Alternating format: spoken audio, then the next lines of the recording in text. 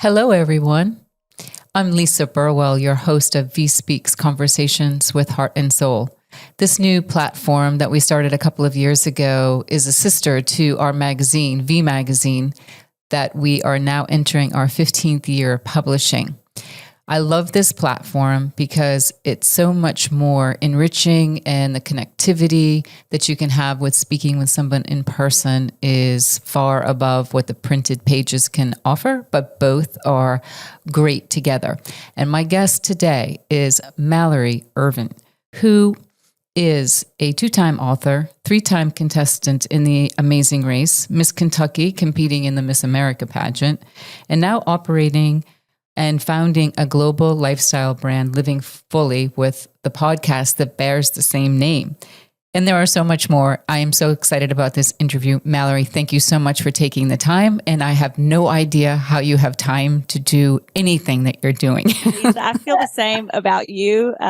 You have quite the pedigree as well. And I have to say, just starting, your voice is so calming. I noticed that about you when I met you in person last year at the event. Yes. You just have such a calm spirit, and it's just so rich. Thank you. You have a really wonderful vibe about you. Awesome. Well, I feel the same about you. I'm going to start out with something that is the beginning in the book, your book, Living Fully, which is so inspiring. And that is when you were 10 years old, you sang the national anthem at an NBA basketball tournament. I can't even imagine what that was like. But as you explain in the book, when the spotlight comes on you and it's quiet, unlike any other quiet, except when you're at the top of a mountain, as you say in your book, you were fearless and did an amazing job with that. And then 5 years later, when you were 15, you did that again, but you weren't as fearless, because as we get older and then we become more self-conscious and all of that. To think that that's what you were doing then. And then, I mean, if you can believe it, it's an unbelievable story, your story. And then you're valedictorian of your high school, right? Superstar all the way. And you're a competitor and you like winning, and who doesn't? But a lot of people who are competitors don't win all the time, but you seem to have won all the time. And I'm in awe of that. And I know these are God-given talents, but then you also have to work really hard. Our talents that are God-given still need to be nurtured and grown and matured, and we have to do what we're supposed to do with it, So it's not that you don't have to put the time and the effort into all of this, because you do. But take us, because there's so much to talk about, but take us to, you weren't happy losing Miss America, but you were a runner-up, and that must have been deflating, but I would say not really, because you were still in the Miss America pageant.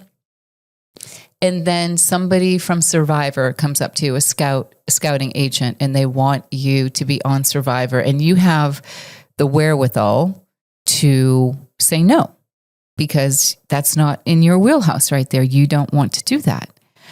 And then shortly thereafter, I'll let you tell the story about how the American race came a-calling. Yeah. So, well, you said a really good point, and one that a lot of people don't pull out of my story, in that as a young person, I just kept winning. I felt like I was just on the top. Everything was really good. I got really nervous to tell my story, that in sharing that 5 or so years of that low, that it would negate this really bright and vibrant childhood that I'd had, that was really, in a lot of light, something that I would call perfect. As a parent myself, I just look at my childhood and it was really wonderful. But when you win and win and win, and then when you have your first loss, and right after that loss, you get an opportunity that's even greater than if you'd won. Correct. I mean, it couldn't get any better for me for a long period in my life.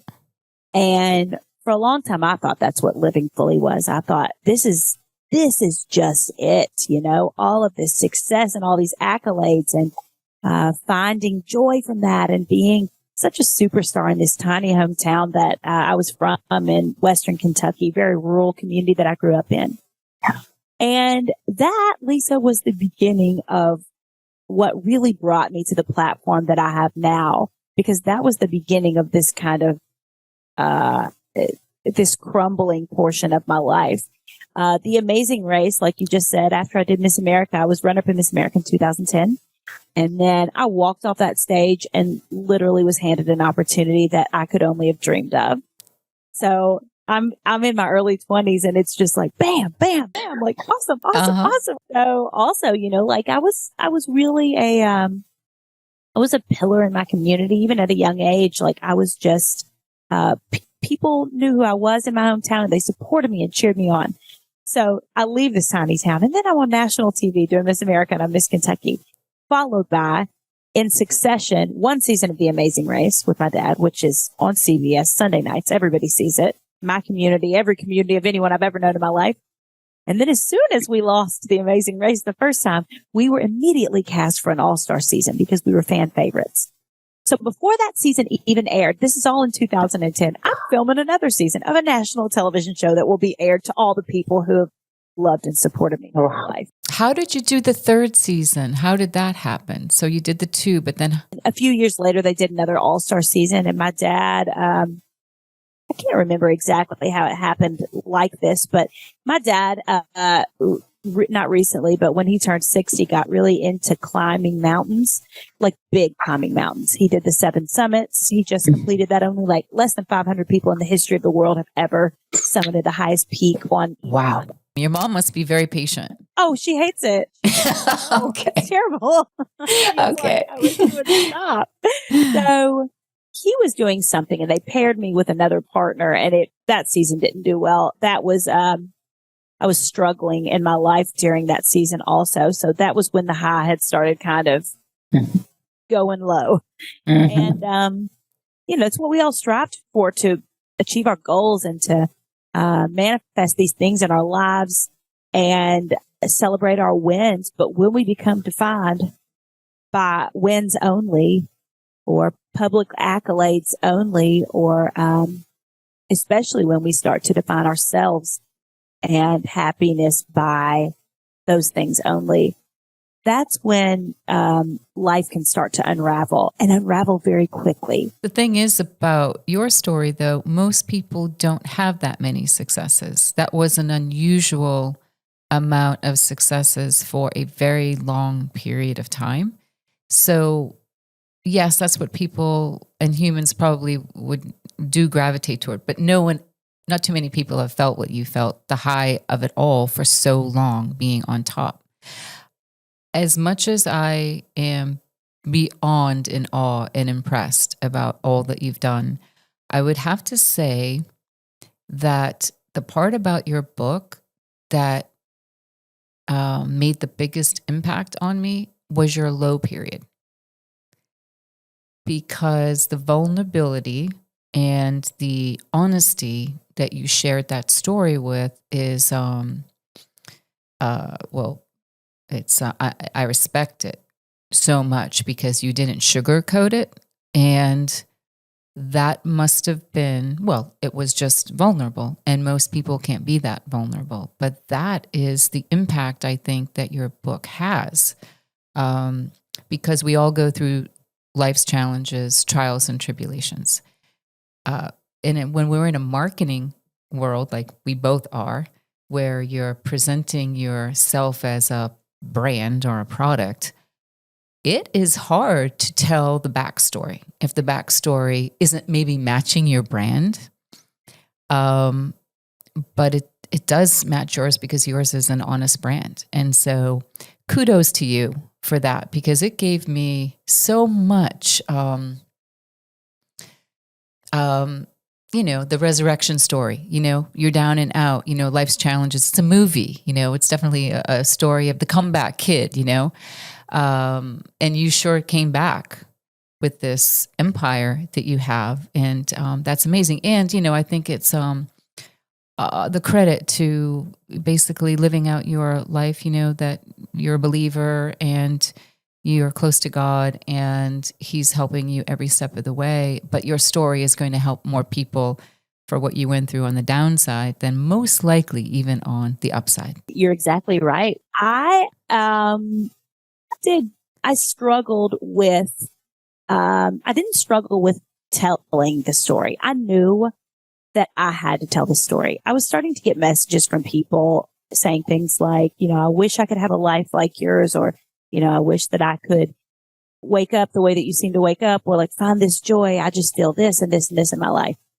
And I started saying to myself, I am not telling them how I got to this place. And that is not influencing anyone in any way that I want to influence people. I have to tell them the whole story.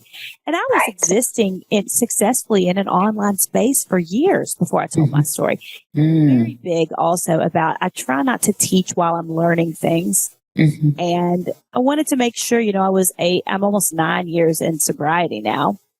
And like, that's a big part of my story. But like 1 year after that, I wasn't ready to tell a story. I hadn't lived it yet. I don't want to waste people's time writing a book that it's written on shaky ground. So I wanted to make sure that the way that I was living was set in stone. It was something that I had put to the test and through the fire. And I knew that it was time. It was time to share that part of my story. And you put things out into the world and you don't know how they're going to be received. And that was one of my pain points always. I wanted everyone to like me. Everyone had always shown so much love and respect to me growing up. And I really was attached to that. And I knew that in writing this story, people would view me in a different way. I knew it would help a lot of people. But I also knew like this was going to rough the story up a little bit. But, they call people in this space influencers, and a lot of people might call some of what I do in that realm. I don't think I would call myself that in its entirety. But, if I want to be any kind of influence on people's lives, I had to share that part of the story. And I could have not, because no one knew. Even there were family members that didn't know. And it's also different, think of telling your deepest, darkest secret to like confiding in a friend, something you have to get off your chest, or something no one knows about you, or something you're sharing with your therapist. It's a whole different ball game when you are putting a work of nonfiction out into the world. Yes. Because A, once you put it out there, you can't take it back. And B, it's going out there. They can make of it what they want to make of it. But my piece in this was sharing it. So I'm very thankful for that. It's beautiful. I mean, your whole story is so beautiful. That also, and there is a line in your book, a quote that I'll read here. You see, I discovered that we can't find a full life in those hero moments, just as we can't find it in the zero moments. I thought that was beautiful. And my question, those in-between moments that aren't summiting and they aren't in the depths of despair, how do you do it? That's the part. You made a comment a while ago that a lot of people may not have experienced the early success that I did, and they may not have the accolades as this thing that's attached to them that they need to get this monkey off their back. I really wrote to the person who is me, maybe who has that red flag like flashing in their face. There's an addiction, or there's an affair, or there's like some overhaul that needs to happen in their life. Maybe it's life or death. Maybe it's just like living this life of misery and despair. And it's just awful. But there's this whole other person who really is this in between and lives a lot of this in between. Their hero moment may not be as high as my hero moment. Their zero moment might not be as low, but this in between that we all experience in life is all the same. So I think they always say, like, you go into a drug and alcohol facility, you're at your rock bottom. Rock bottom is like the absolute low, that you can't go any lower. There's only up, like the lowest you can go. And I think, and I wrote a whole chapter in my book called Fine is the New Rock Bottom. I think that the people who are living in between and who think that like the absence of bad is a qualifier for a good life, like nothing's going wrong in my life. That person who thinks, this isn't really how I thought my life would feel or be, but here we are, and I guess this is it. That person that just is okay with okay. that to me is rock bottom. Also, it's a big red flag. Life is meant to be vibrant and bright. And to get to the vibrant and bright, you definitely have to go through the lows. But that mediocre in between, like okay with just okay, I write a lot to that person in Living Fully because I'm really passionate about not living your life like that. You talk about that person and you ask about that. And there's so many ways that I write about in the book that that person can find their way to living fully into a more vibrant life. Right. It's the person with the red flag glaring and the high and the low. It's really to that person in the middle too. Well, and in your book, you talk a lot about it's the wake up call. And you are, that's what you're championing that. And that basically what you just said a minute ago is just don't live in mediocrity, but also like a lukewarm life, right? You're not supposed to live a lukewarm life. That's not what we're here for. It's like you said. So I think that is absolutely an amazing takeaway. And this book has more nuggets in it. And like you said, for everyone, but I love the wake up call because I feel like in my own life for the last 6 months to a year that I also know that I have to wake up. Even though I'm doing my thing, I still sometimes you can get so locked into what you're doing that you're not thinking anymore about, am I supposed to be doing it? Am I supposed to be doing something different? Stop sleepwalking. And sometimes I have said that about myself in the last year that I literally feel like I'm sleepwalking because life is so busy and I'm making all the deadlines, but I'm not quite awake because it's hard, right? So awake, but like you're not alive. You feel like you're awake and it's just like your life your days can pass before you like that without even noticing. Like I understand because I've been that person. And I also think I wrote about this because that noise of busyness is such a distractor from our passions and our thoughts, our opinions, our wake up call, even that noise, constant noise of like busyness and schedules and having to do this, this, and this. There is so much to be said about that. And our entire world, everyone that you know is busy. The stay-at-home mom is busy. The you is busy. The mailman is busy. Everyone's busy. Do you talk to anybody that's like, No, I feel the same way. Everybody. And I always honor that. I don't ever try to think that I'm busier than somebody else. But I also my word of the year this year is simplify. I don't want to live my life like that. I don't want to live my life checking these things off the list, doing these accomplishments, blah, blah, blah, blah, blah, making it to all these things. I want to live it. I want a rich life that is full of so many in between mundane things that are vibrant and bright. And there's only room for that if you weed out all of that mess of busyness. Half the things we're doing, we don't have to do. We'd still make enough money. We'd still, our kids would be just fine. Our spouses would be just fine. We fill our days, I think, for a reason beyond that we need to do these things. And I explore that in the book because I explored it in my own life. Why am I saying yes to all these things? Well, that is hard to do because if you don't want to let somebody down, it is harder to say no. Yes. When people think you're important and they want you at their party or their event or they want you on their podcast, it's hard to say no to because I honor that. I put myself in this position and I love doing those things. But I also love living and I love being with my family and I love not having a schedule that's packed 14 hours a day, which sometimes it is. Yes. I try not to do that anymore. And to do that, I have to say no to a lot of things. Yes. Good for you. Good for you. Let's talk about your 3 young children with your little girl that was just born 6 months ago and her beautiful name, Sunday. And I wanted to ask you if her beautiful name, which is so sweet, has a special meaning to you. Yes. It's an interesting name. I either get met with, was she born on a Sunday? They wouldn't know the meaning behind it because no one knows anyone named Sunday. I heard the name Sunday about 5 years ago. There's only one Sunday that I had ever heard of. And I actually didn't meet the little girl. I had just heard it in passing.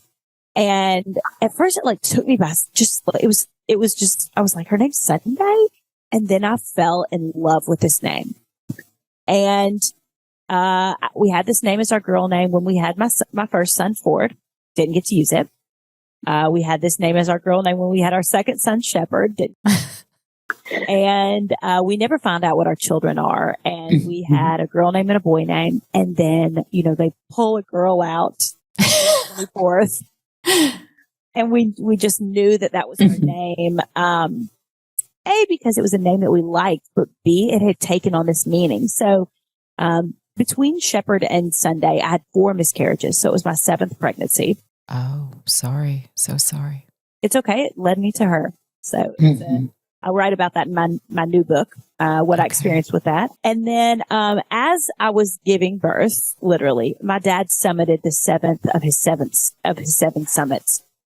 So this whole journey had culminated literally as I'm having this baby. Like this week, he is reaching the summit. Then, Lisa, the craziest thing happened. So I knew it was Sunday just because I'd love the name. And then like my 7th pregnancy, he summits the 7 summits, like Sunday, the 7th day. I just knew it. Wow. And then it's the day after I'd had her, and we posted her name on Instagram. And Kyle is Italian, my husband, and he is, from this long line of like Italians in his family. His grandpa came over from Italy, and his name was Dominic, and his dad's name's Dominic. And I didn't love the name Dominic, so I wasn't going to use that. But I thought, how cool, because apparently his grandpa, I never got to meet him, was this incredible, just rich soul that lived this big life. And he was a shoe cobbler for Johnson and Murphy, made shoes for the president, and just sang opera all the time, was always cooking with oregano and garlic, just this rich, vibrant human being.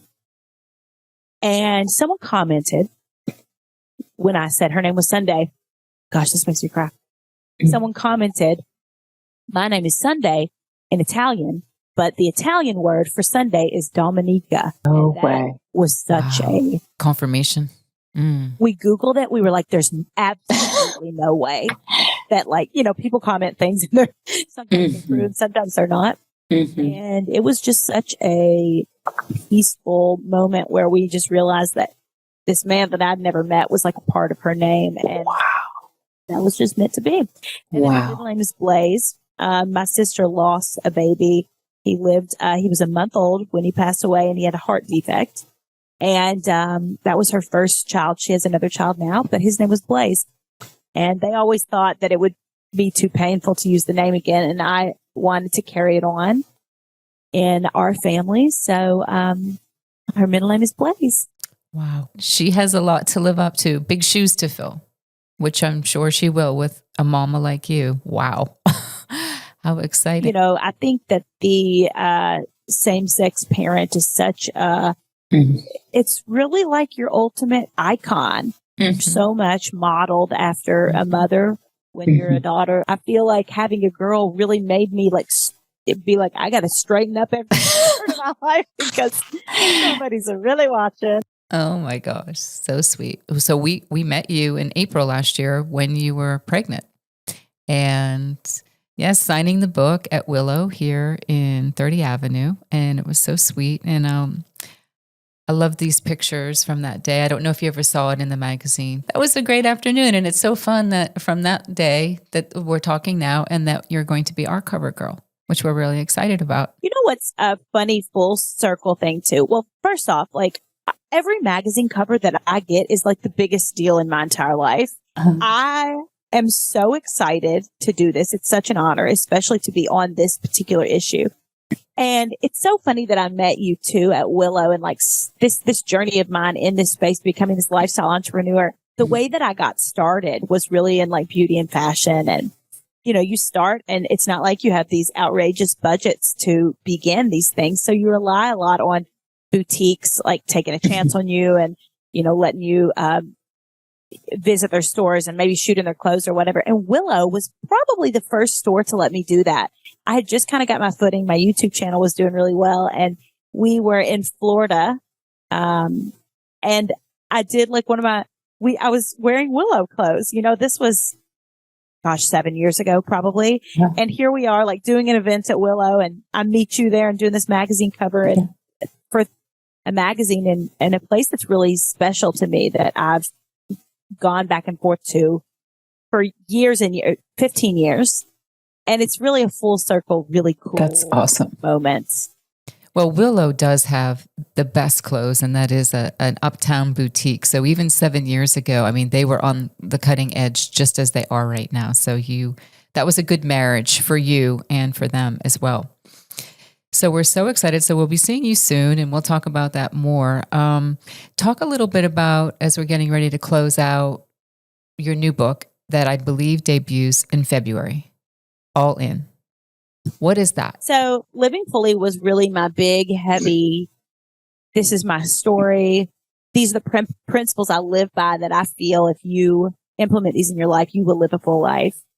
And this book took me like over 2 years to write. It was just, oh my gosh, writing a book like that and sharing your story in that kind of way, it takes a long time to do it right. If you're doing it, if you're doing it right. Mm-hmm. And All In is like a companion book to go with that. So, there's some pieces that we pulled from Living Fully, and there's some new stuff, but it's really it's a much easier book. It flows, well. There's parts where you can write in the book and draw in the book. It's really one of those books that, you buy at the beginning of the year to kind of do your vision board, or to cast your visions, or to write lists of your priorities, or to reflect on principles that I wrote about in Living Fully that are really life changing. It's really like a boots on the ground version of Living Fully, but it's a fun, light, easy book. I'm a big believer in, like vision boards. I'm a big believer in God, and I'm very religious also, but I think that manifesting things into your life with like a visual representation is the most powerful thing, one of the most powerful things I've ever done. So I talk a lot about vision boarding throughout this book, and kind of how I put my vision board together, how I choose the things from my board, how I remove things from my board, how I take things off my board, because I think that they're really, really powerful. And a lot of people will sit down, and on January 1st, they'll get a piece of poster board out, and they'll go through 3 magazines, and whatever pictures come to them, they cut them out and put them on there. And I used to do that. But then I realized everything on this board is coming true, and I really need to be intentional about this. Even little things I write about in the book. I really wanted space in my life last year. I didn't want it to be cluttered and busy and crowded. And my vision board was cluttered and busy and crowded. Every single thing overlapped. There was not 1 inch of white space. And I have a friend of mine, her name is Dr. Tara Swart, and she's a neuroscientist, and she's very brilliant. She was a psychiatrist for years and years. And then, she's very interested in like the field of like just studying the brain and the brain's ability to change and the things that influence the brain to change and all this stuff. And she and I are friends, and I showed her a picture of my vision board, and she said, you need some space in there if you want to bring space into your life. And I was like, I can't take anything off because I want all these things. And she said, okay, go get another piece of poster board and add to your vision board and spread the things out. So I did that. Last year had space. I was not willing to part with a single one of those things, just like we are in our lives sometimes when we want to do these things. And it's powerful. Visual representations, the things that you tell yourself, the things that you look at are really, really wildly powerful. They are. I've become a master, I feel like, at the vision board. And I read a lot about that in All In, and I help you create your vision board. Because I'm in a similar business where we are vision boarding things, parties that we're doing, events next year and all that. But as I'm listening to you talk, and I'm agreeing with you because it's important, but I just thought part of the reason why it is because it's a faith walk. When you put it on something, on a vision board, it actually is faith. And I think that is probably what you're moving. I mean, yes, it is what you're saying, but really the momentum behind it is probably because when you can see it, you can believe it. You can start believing it, and you're walking it out too. So that's pretty awesome. Right. It's like a prayer and fast forward, I feel like. Yes. Yes. Ask and you shall receive. It's seek and you will find. Am I saying I am creating every single one of these things that I'm putting on the board? No, I'm saying I'm co-creating. Yes. The God that I believe in. Right. And I write about that in Living Fully. And it's funny because when I had that part in my book, I had the part on manifesting and the part on faith in the same chapter. That's how closely those two concepts are interwoven. And some of the people on my team at Random House were kind of like, ooh, I don't know how people are going to take that, because those two things are really big for people. And people sometimes don't want those things interwoven. Right. And I said, that's my experience with it. I have a lot of faith in my manifesting chapter, and I have a lot of manifesting in my faith chapter. And those chapters are back to back in my book, and for a reason. Oh my gosh, that's so amazing. Well, I know you're busy. And I cannot thank you enough for your time, because I know time is precious. And this was just a delightful way to spend a Tuesday morning with you. And we so look forward to seeing you in probably less than 2 weeks, and for your cover. And I'm very thankful and grateful that we got to meet last year, that led to this, and that will keep going. And more power to you and everything that you're doing. I think you're amazing. Thank you so very much, Mallory. Thank you for watching and listening, everybody. Mallory was just a gift and an inspiration beyond belief. I hope you have a good day today. Thank you for watching. Bye-bye.